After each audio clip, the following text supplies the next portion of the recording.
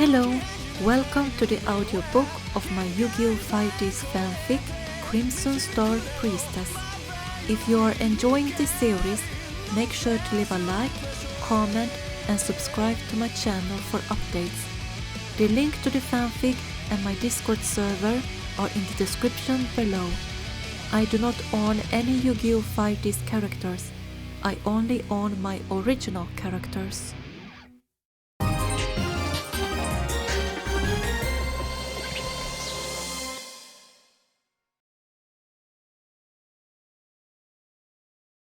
The weather was lovely, so Yusei, Jack and Crow decided to visit Marta.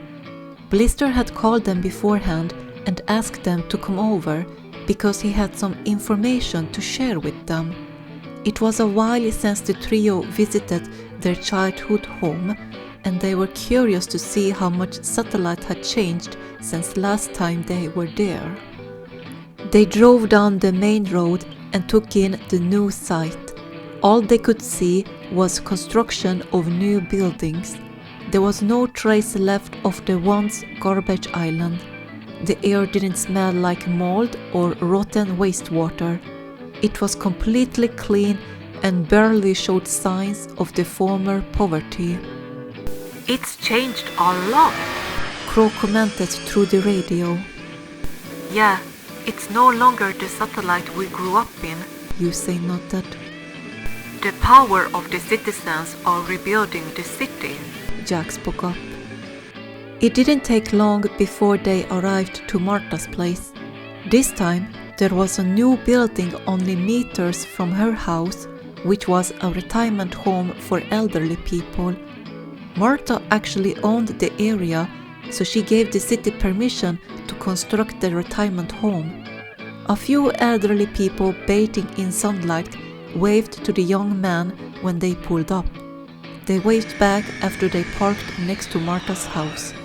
Crow's foster children were outside playing, but came running to greet the young adults.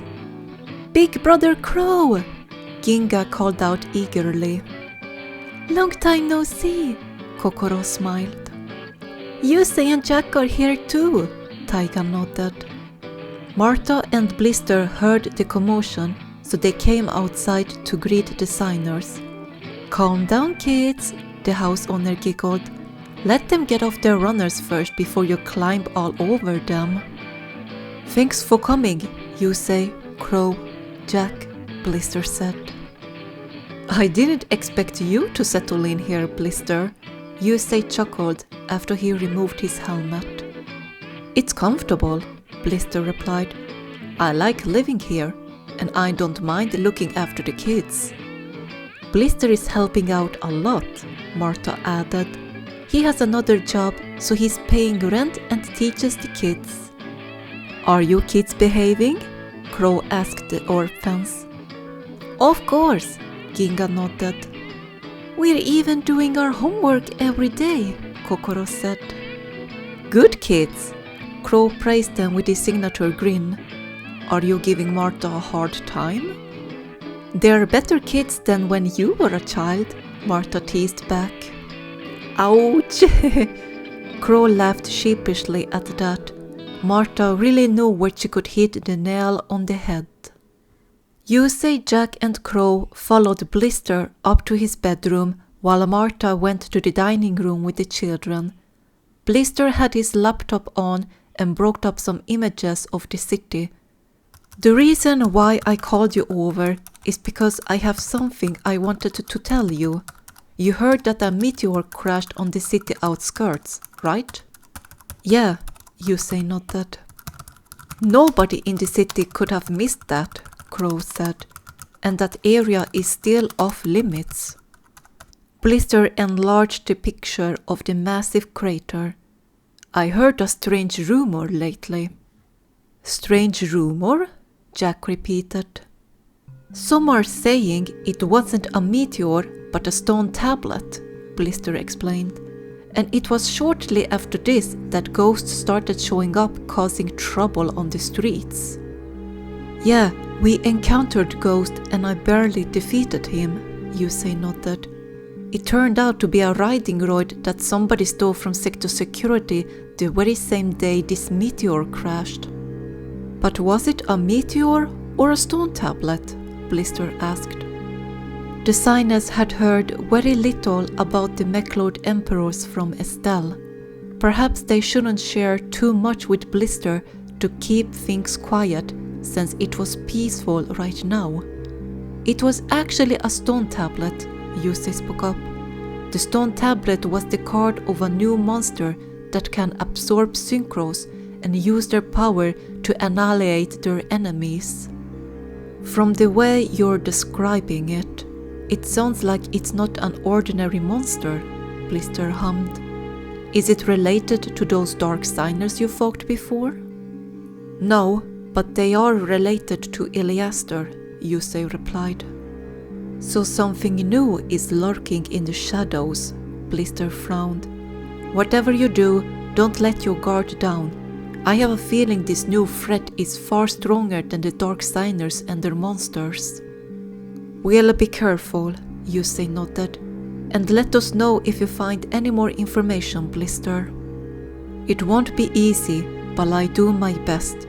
Do we need to be worried about those McLeod Emperors right now? No, not what we've heard from Estelle about this, Yusei replied. But we'll be ready next time Iliaster shows up, Jack exclaimed. Yeah, we protected our city before, we can do it again, Crow nodded with a determined expression. Yusei nodded hesitantly. I was lucky to defeat that McLeod Emperor with Shooting Star Dragon, but I fear I won't have the same luck again next time we encounter it. The signers left Blister's room and walked down to the dining room, expecting some tea and snacks. Instead, they were greeted by Martha and Dr. Smith's concerned expressions and the kids listening to their worries. What's up? Crow asked, having overheard some of their conversation. Who's getting old? An old man is living by himself at the outskirts of the city, Dr. Smith explained. We're worried because he's all alone, so we invited him to live here. But he's very stubborn and has refused our offer multiple times, Martha sighed. Big Brother Crow, can't you do something about it? Hickory wondered with pleading eyes. Crow raised a brow. Huh? Me? Convincing an old man isn't my forte. Yep, Big Brother Crow won't be able to do it, Taiga shrugged. Now that was a trigger point for the redhead. What? Yeah, he can't, Kokoro agreed with Taiga, provoking their former caretaker. Totally impossible, Ginka teased Crow. What do you mean impossible? Crow growled. I'll show you. I'll take care of that old man. Hey, Crow, Jack called out, trying to calm him down and not get agitated by the children's teasing. Leave everything to me, the redhead insisted and walked over to the adults. So who and where is that old man's place? The young kids giggled amongst themselves, whispering something about how easy it was to manipulate Crow. He had a strong sense of justice and protection, especially when it came to children and elderly people. He never hesitated to assist senior citizens if he found them struggling to cross the road or pick up their dropped groceries. Crow walked back to his foster brothers with a piece of paper. I've got the name and address. Let's go. Oi, don't tell me you're dragging us along, Jack frowned. Why not? The more the merrier, Crow said. Besides, Gramps might need extra help. It's best if you take Blister with you, Martha suggested. He knows the way to Tetsuo's house. Just be mentally prepared when you get there, Dr. Smith forewarned the young man. Mentally prepared for what? Crow asked. You'll find out when you get there, the doctor simply replied. Designers should have heeded Dr. Smith's warning. When Blister escorted them to Tetsuo's home, they were in for a big surprise. The old man lived in a shabby house that was surrounded by huge piles of garbage and scrap metal. Some piles were even taller than the house itself. Crow's jaw dropped in shock at the sight of the property's condition. "What is this? It's a mountain range of junk!" "It's like a fortress," Yusei nodded, seeing how the garbage was piled like they were meant to act like a wall for the house. "He's living here by himself?" Jack asked Blister. "Yeah, apparently he's been living like this for decades. His house was one of the very few that survived Zero Reverse, but you can tell by those cracks on the wall that it might crumble down next time the city is hit by an earthquake." "Well, let's enter and talk some sense into that old man," Crow exclaimed. He was just about to take a step into the property when a loud squeak echoed from the house. "Don't come any closer!" An elderly man in his 70s had opened a window and yelled at Crow through a megaphone. There were some ropes hanging behind him, but the young man didn't pay much attention to them right now. "That's him, Kuzuyama Tetsuo," Blister informed designers. He frowned at the ropes that reminded him of his last painful visit. Crow cupped his hands around his mouth to yell back loud enough for Tetsuo to hear from the front gate. "Hey, Gramps! Do you want to live at Martha's place?" "This is my home. I have no desire to move." "But isn't it hard to live alone?" "Stop treating me like the elderly! Go home!" "Interesting," Crow smirked. He loved the challenge, so he was getting excited to get Tetsuo out of the house. "I'll bring you out by force!" The redhead ran into the property without warning. Blister gasped at the sudden move and yelled after him, "Stop, Crow!" His voice fell deaf in Crow's ears. Designer rushed straight forward to the front door. Tetsuo frowned and pulled one of the ropes. "I activate a trap," he calmly called out like he was playing Duel Monsters. Crow was only a fourth into the property when a homemade dummy popped out of nowhere and he right straight into it. The force of the collision sent him flying into one of the junk piles. Yusei blinked in surprise when he saw the dummy. "That looks like the scarecrow from the trap card Scrap Iron Scarecrow." "What's going on?" Jack asked. Blister sighed, remembering what happened last time. When Martha, Dr. Smith and I were here to convince him to move out of the house, Tetsuo activated traps that we fell for. Dr. Smith and I got away with bruises, while Martha remained right here by the gates.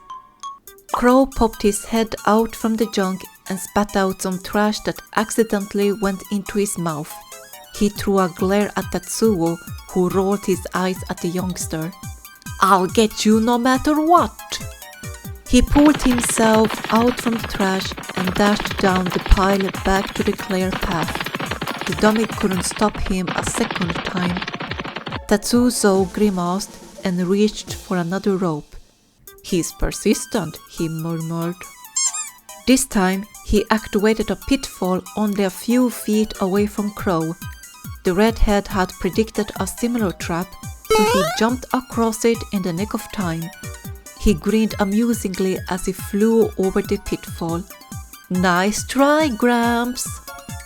What Crow didn't predict was a second pitfall right in front of the first one, so when he was about to land on safe ground, he ended up crashing down in a 2-meter deep trap hole. "It's a double-layered trap that anticipates the opponent's actions," Jack commented. "It's an effective trap." "Now's not the time to be impressed," Crow growled at Jack's comment while he climbed out of the pitfall. "Gramps, I'll make it through by force." Despite his threat, Crow took cautious steps forward. He didn't want to fall for another trap. He took one step at a time, eyeing Tetsuzo to predict when he would pull his next rope. The old man himself watched Crow to see when he would step foot on his last trap. "He doesn't give up," he murmured. As soon as Crow stood on a secret platform, Tetsuzo pulled the rope.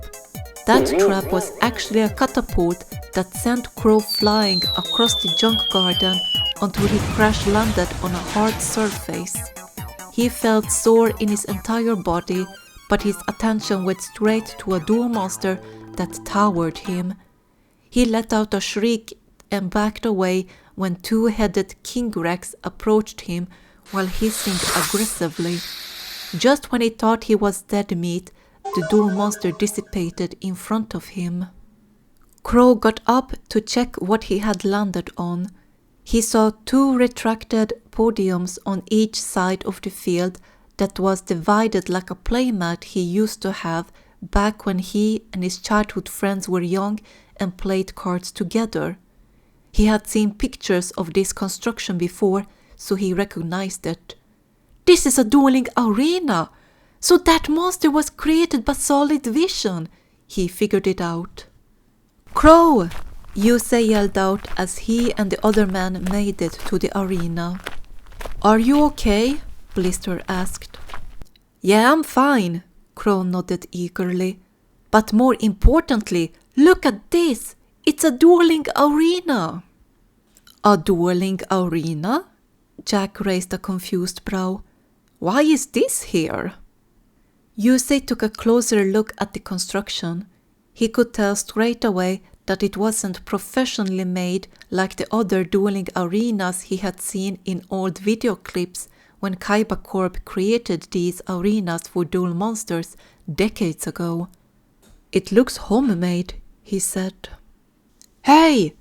Tetsuzo yelled angrily and dashed to the dueling arena, not pleased that Crow was on it. "You don't have permission to be on that! Get down from there!" "Permission?" Crow chuckled. "Gramps, you were the one who flung me here." "Don't make excuses! Get down and leave!" Tetsuzo demanded. "Wait a sec, Gramps," Crow said as he got an interesting idea.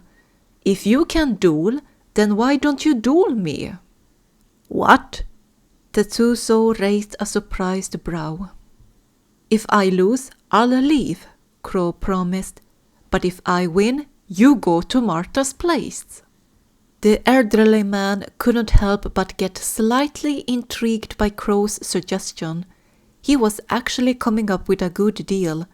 Tetsuzo did own a deck that he rarely played with. He only used it while practicing different combos while waiting for his son to return home.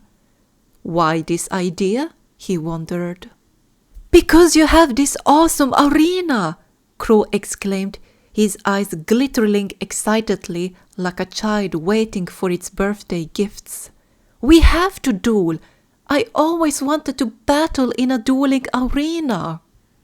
Tetsuzo was a little surprised to see a stranger get excited of his dueling arena. The newer generation preferred dueling with duel discs as they were portable and easy to use. "You think this place is fun?" "Of course!" Crow smiled widely. Tetsuzo didn't have much to lose.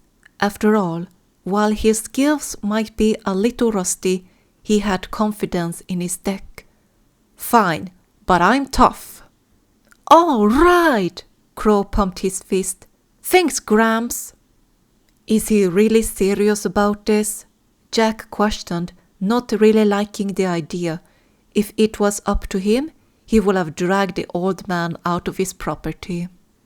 "Let Crow handle this," Yusei told him. Tetsuzo went back to his house and grabbed his deck before he and Crow stepped onto the podiums. The podiums lifted them up a couple of meters so they had a good view of the whole field.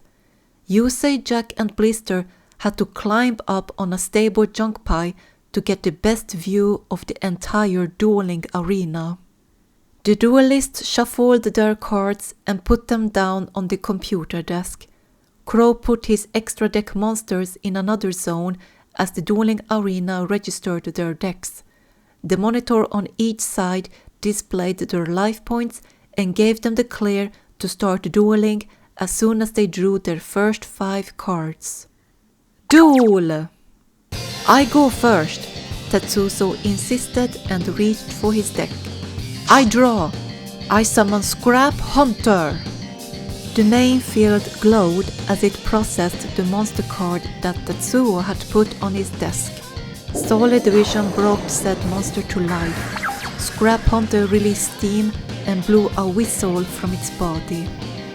I set 1 card and end my turn. Crow nodded and reached for his deck. Alright, it's my turn. I won't go easy on you just because you're old. I draw. I summon Blackwing, Ryu, the emblem of honor.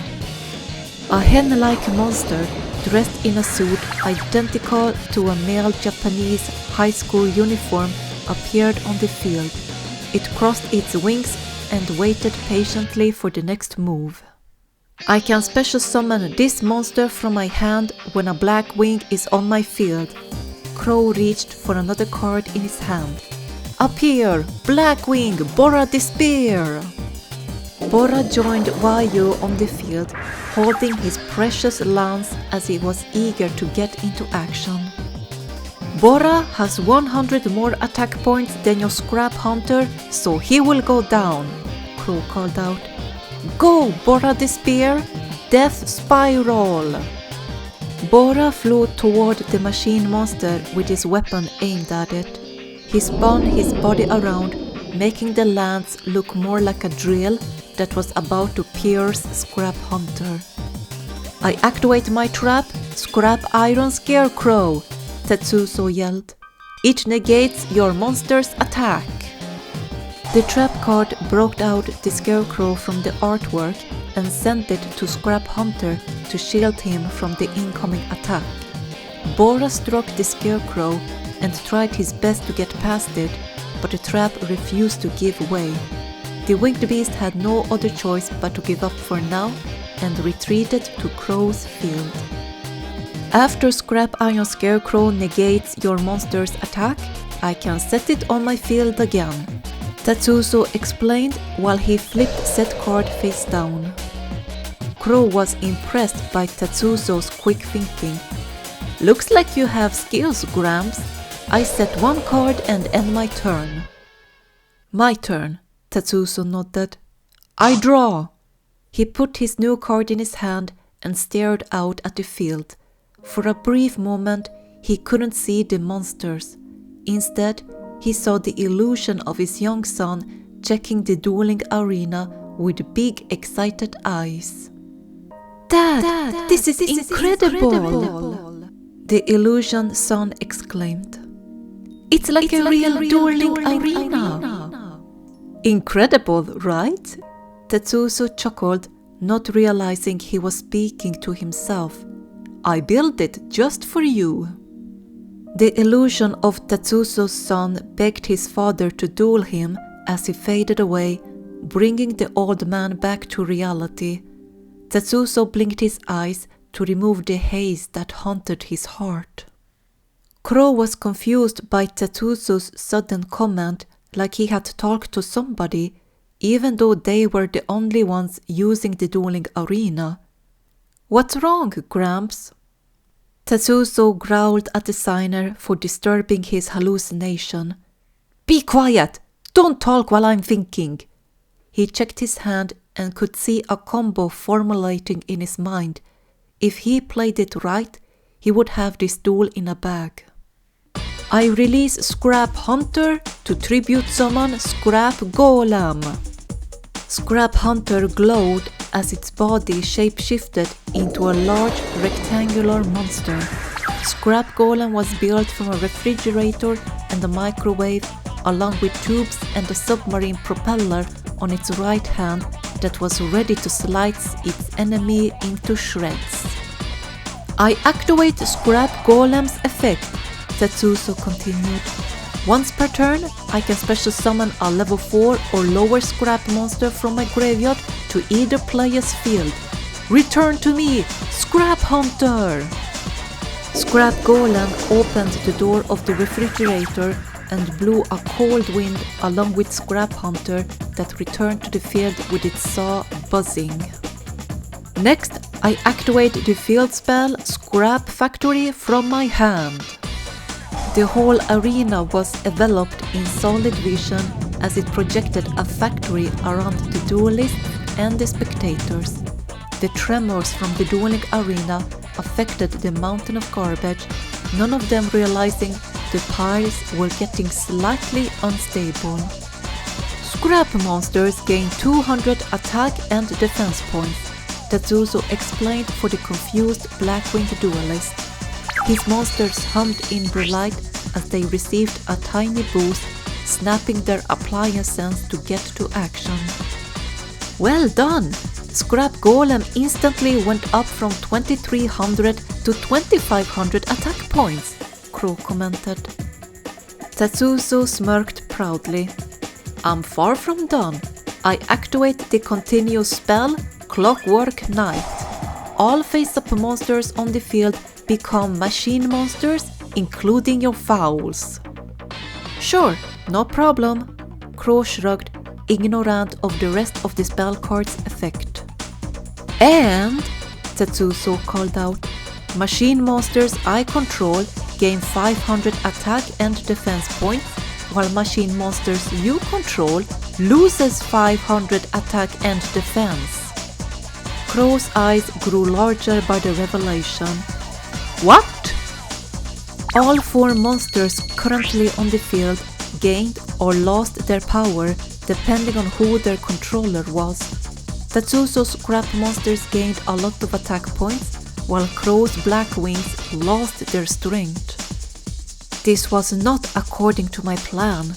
Crow cold-sweated while lightly tugging his bottom lip in frustration at the disadvantage. I play Iron Draw, Tetsuzo continued his turn. When I control exactly 2 machine monsters, I can draw 2 more cards and only special summon once for the rest of this turn. He got 2 good cards, but he couldn't use them now, so he proceeded to the next phase. Let's battle! Scrap Hunter, attack Bora! Scrap Solve! Scrap Hunter activated its saw, which was part of its right arm. The saw buzzed to life as the monster dashed toward Bora. With one swing, Scrap Hunter cut the winged beast in half before it exploded into pieces. Crow shielded his face from the remains while his life points took a decent amount of damage. Scrap Golem, attack Vayu! Scrap Propeller! Tetsuzo commanded. Scrap Golem activated its propeller and stomped toward Vayu while Scrap Hunter returned to its zone. Vayu sweat dropped as Scrap Golem's shadow covered him. Next thing he knew, he was beheaded by the Scrap Mutant. Crow grunted as his podium shook by the solid vision effect, taking a large amount of damage that left him on a measly 200 life points. You're doing better than I expected, Crow commented after he recovered from the assault. But Vayu, the emblem of honor, is a special tuner monster that can synchro summon from the graveyard. My comeback is about to begin. We'll see about that, Tetsuzo smirked. I set 2 cards and end my turn. Crow smirked back, liking the elderly man's feisty attitude. My turn! I summon Blackwing, Blizzard the Far North. The white bird shrieked as it was summoned to Crow's now empty monster field. However, it got affected by Tetsuzo's Clockwork Knight, so its attack dropped down to under 1000. When it's successfully summoned, I can special summon 1 level 4 or lower Blackwing monster from a graveyard in defense mode. I special summon Blackwing, Bora the Spear! Bora grunted as he returned to the field with the help of Blizzard. When there's a Blackwing on my field, I can special summon Blackwing, Gale the Whirlwind from my hand. The next winged beast monster was summoned thanks to its comrades being on the field. Gale chirped as it opened its wings, but it grunted when it sensed its strength being drained by the continuous spell card. I chain Gale's summoning with my trap card Black Return. When exactly one Blackwing monster is special summoned, I can target one monster my opponent controls and not only gain life points equal to its attack points, but also return it to hand. I take Scrap Golem's attack points as life points and return it to your hand. Gale flapped its wings and summoned multiple whirlwinds with the help of the trap card. The whirlwinds swept across the field and merged into one as they headed towards Scrap Golem. The refrigerator grumbled as it got swallowed by the strong air current. It was thrown up by the force and transformed into a tiny light ball that floated back to Tetsuzo's hand. Tetsuzo barely grimaced by the fact that his strongest monster was removed from the field. He still had his Scrap Hunter as a shield against the winged beasts. I activate Gale the Whirlwind's effect, Crow called out. Your Scrap Hunter's attack and defense points are halved. Gale flapped its wings and blew a harsh wind at Scrap Hunter, decreasing the machine's attack points to a low level.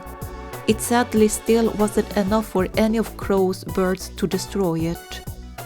I tune level 2 Blizzard the Far North with level 4 Bora the Spear. Brandish the Great Blade of Myth, Heroic Raptor. Synchro Summon! Come! Blackwing! Notung the Starlight! The two Blackwings tuned into one and used their life essence to summon the humanoid raven monster. He cackled aggressively and swung his blade, glowing in starlight, to threaten his opponent. Despite him being an extra deck monster, he couldn't avoid the Clockwork Knight curse. When Notung is special summoned, he inflicts 800 damage to you, and one of your face-up monsters you control loses 800 attack and defense points. What? Tetsuzo gasped. Notung angled his sword so the sunlight reflected at the elderly man. Tetsuzo closed his eyes to shield them from the harsh light. He wasn't used to extreme light because of his seclusion inside his dark house for many years. Notung then angled his weapon so the sunlight reflected at Scrap Hunter. The machine whistled as it lost more attack points, barely keeping some of it to protect his master's field. The stage was set for Crow and his two Blackwings. Battle! Notung the Starlight, attack Scrap Hunter! Notung screeched and flew towards Scrap Hunter with its sword pointed at the weak machine. Scrap Hunter watched the sword coming closer and waited for its doom. I activate Scrap Iron Scarecrow, Tetsuzo yelled out. Just like I thought, Crow mumbled. The junk Scarecrow swiftly appeared in front of Scrap Hunter and blocked Notung's attack. The Synchro monster chirped in disappointment for not being able to slay his target and flew back to Crow's field. Then I set it again, Tetsuzo cackled amusingly as his trap card flipped back to its former position. But you can only activate that once per turn, Crow reminded him. I'll continue the battle.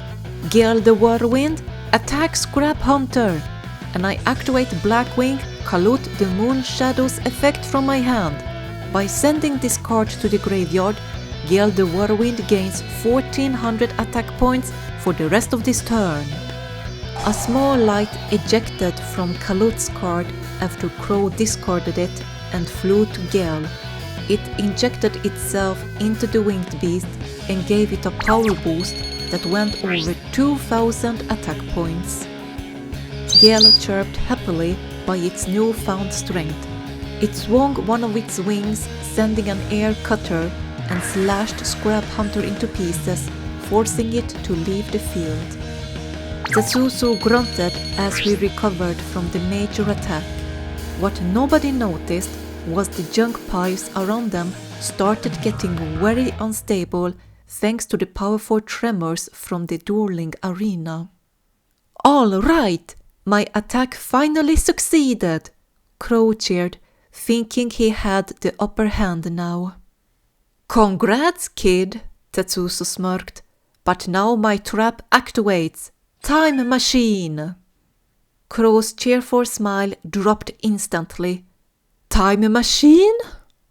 When a monster is destroyed by battle and sent to the graveyard, it's special summoned back to the same field it was on and in the same position it was in when destroyed, Tetsuzo explained. "Return, Scrap Hunter!" The trap card transformed into a capsule that made whistling noises as it puffed out steam. It opened its hatch, releasing more steam, while Scrap Hunter stepped out to the field looking good as new. "You've got to be kidding me! I just got rid of it!" Crow exclaimed, not pleased by seeing the persistent machine monster for the umpteenth time of this duel. "I set one card and end my turn." Gale's attack points went back to its reduced power after Kalot the Moonshadow's effect was done for the turn. Yusei had observed something throughout the duel. "Don't you think it's strange?" he asked. Jack knew right away what he meant by that comment. Yeah, he stubbornly keeps bringing out Scrap Hunter repeatedly like he's obsessed with that card. "Isn't it because he needs it for the duel?" Blister said. "Scrap monsters focus on destroying one another with their own effects and setting up synchro summons," Yusei explained, remembering he had stumbled upon said archetype a few times back when he was a child. And yet, Tetsuzo hasn't summoned a single tuner monster. "The strongest monster he has summoned so far is Scrap Golem," Jack added. "It's quite rare to see duelists rely on high-level monsters nowadays, since synchro monsters are the best monsters in duels." "Are you saying he's intentionally not playing synchro monsters? Like this is a test for Crow to beat a deck without extra deck monsters?" Blister wondered. "I think Tetsuzo doesn't have any tuners or synchros in his deck," Yusei replied. "Scrap monsters existed before synchros, so perhaps an old man like himself doesn't want to learn new techniques and think they are a hassle," Jack shrugged. Yusei got a feeling that there was more to the story as of why Tetsuzo didn't want to leave his house. And why did he even construct a dueling arena in the first place? He had to go and look for answers while Tetsuzo wasn't watching the house. "Hey, where are you going?" Blister called out as Yusei walked away. "I need to check something in Tetsuzo's house," the signer replied over his shoulder before he climbed down the junk mountain. "Check something?" Blister arched a brow. "My turn! I draw!" Tetsuzo yelled out, drawing back the attention of the spectators. "I activate my continuous trap, Dark Factory of More Production. I can activate its effect once per turn to send a monster from my hand or field and draw a card. I discard Scrap Searcher from my hand. Next, I release Scrap Hunter for the second time to tribute summon Scrap Golem." Scrap Hunter transformed into the appliance mutant that released a shriek from the microwave, beeping like it was done heating up food. "It's back," Crow cold sweated. "Scrap Golem's effect," Tetsuzo declared. "I special summon Scrap Hunter back from the graveyard to my side." Scrap Hunter whistled as it joined its taller comrade it had sacrificed its life for twice in this duel. It was thankful to Scrap Golem who brought it back alive. "Geez, they are inseparable like father and son," Crow commented out loud. Tetsuzo's hand froze when he was about to grab another card from his hand. That comment hit him hard, as it was an awful reminder as of why he had created his very own version of Dueling Arena. He held back a frown and slammed the card he needed to quickly end the duel on the desk. "I equip the equip spell Junk Barrage to Scrap Golem." Scrap Golem raised its right arm as it accepted the power of the equip card the old man had just activated. Its arm was enveloped in a golden light and formed a couple of energy bracelets. "Battle! Scrap Golem, attack Notung the Starlight with Scrap Propeller!" Scrap Golem switched its propeller on and dashed toward Notung, ready to cut the raven up into pieces and store the leftovers in the refrigerator. Notung raised his sword to block the incoming attack, but his weapon got sliced by the propeller before it slashed him. He exploded into million pieces that were thrown at Crow. No one heard the threatening rumble coming from the garbage pile that was ready to collapse at any moment. When the monster equipped with Junk Barrage destroys your monster, you take damage equal to half your monster's original attack points, Tetsuzo called out. Scrap Golem's fist glowed in the same color as its bracelets and fired a laser beam at Crow, piercing him with harsh light that dealt him more damage, reducing his life points to below 1,000. Crow grunted as he clutched his chest by the large impact. "I lost a lot of life points." His attention went to the surrounding as the rumble got louder, with the trash piles starting to collapse. Jack and Blister felt the tremors and saw how the junk mountain moved like it was about to create an avalanche. "Crow, stop the duel!" the dark-haired man yelled. "Right," Crow nodded. "Gramps, we have to escape!" Tetsuzo was ignorant of the inevitable danger. "Whatever, I'm continuing this duel to the end." "You stubborn old man!" Crow growled. He had to play his trump card to end the duel immediately before they could get buried alive by trash. "I activate my trap, Black Thunder. When a Blackwing on my field is destroyed in battle, you take 400 points of damage for every card on your field. You have 6 cards on your field. That's a total of 2,400 points of damage." The trap card sparkled in black lightning before a thunderbolt fired itself at Tetsuzo. The old man screeched as he got electrocuted by the effect damage that brought his life points down to 0. The garbage now truly collapsed around the entire garden. The dueling arena couldn't hold the old rusty podiums up, so Tetsuzo was swallowed by the trash. Crow immediately rushed to save him as he too got buried by the trash avalanche. Jack and Blister had run away in time and watched with horror as the trash not only buried the dueling arena but also swallowed Tetsuzo's house. They had no idea where Yusei was, so they hoped he made it out in time. The survivors waited for the avalanche to calm down enough before they rushed back to the garden where they last saw Crow and Tetsuzo. They were about to start digging in the trash and dialed the emergency number when they heard a noise coming from a dented refrigerator. Crow gasped in relief when he opened the major appliance. Just seconds before the trash could have crushed him, he managed to snatch Tetsuzo and threw the old man and himself inside the refrigerator, so they survived with minimal scratches. "Whew, we're safe!" "What a relief!" Blister sighed, happy that both of them had survived the accident. Crow helped Tetsuzo climb out of the fridge with the help of Jack and Blister.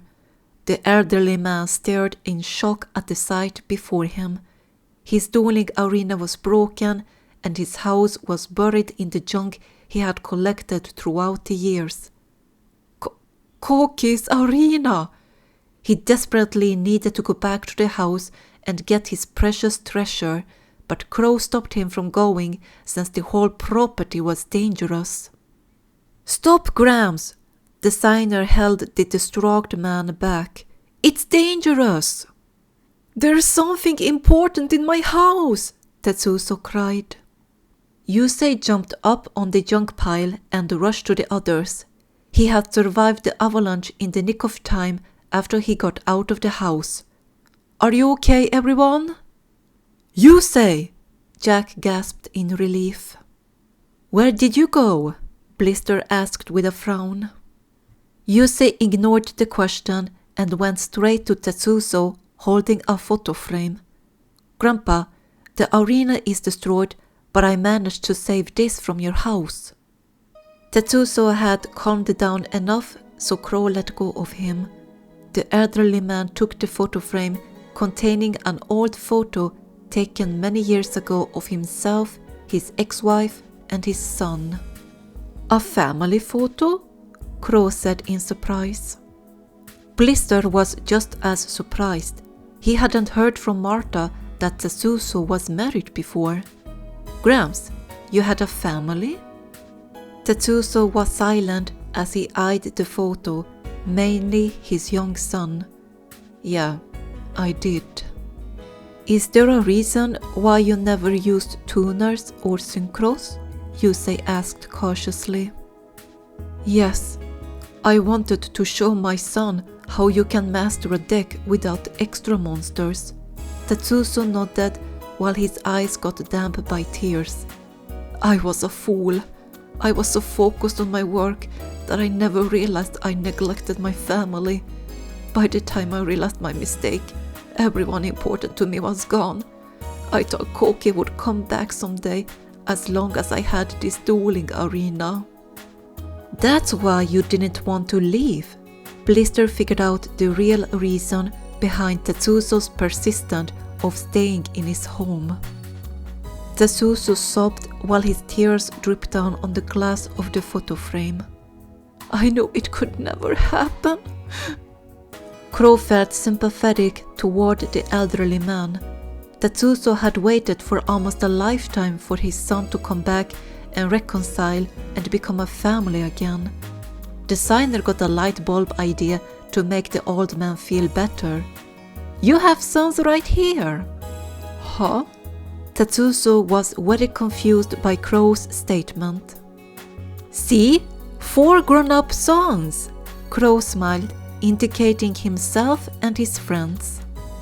Yusei smiled when he realized Crow tried to make Tetsuzo feel better and not so lonely anymore.